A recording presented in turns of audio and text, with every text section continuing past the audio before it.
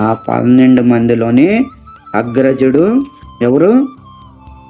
బ్రహ్మ.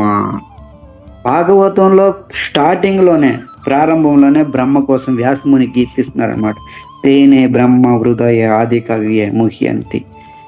బ్రహ్మ ఆది కవి, మొట్టమొదటి జీవి. ఈ సృష్టిలోనే మొట్టమొదటి జీవి బ్రహ్మ. విష్ణు నాభి నుంచి ఒక కమలం వచ్చింది, అందులో బ్రహ్మ ప్రకటితమయ్యాడు. ఆయన పేరే హిరణ్య గర్భుడు.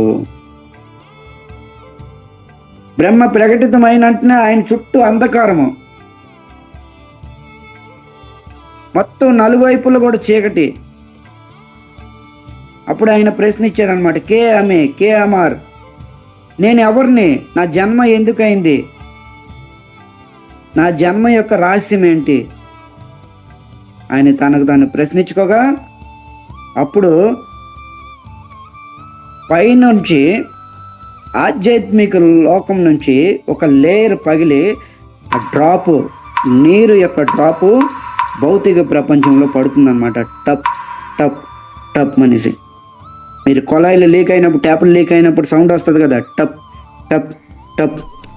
అప్పుడు ఆ శబ్దం విని, ఆహా నేను తప్ తప్ తప్ అంటే తపస్సు చెయ్యాలని తెలుసుకున్నాడు అనమాట. తెలుసుకొని బ్రహ్మ 100 సంవత్సరాలు తపస్సు చేశాడు. మానవ సంవత్సరాలు కాదు, దేవత 100 సంవత్సరాలు తపస్సు చేశాడు అనమాట.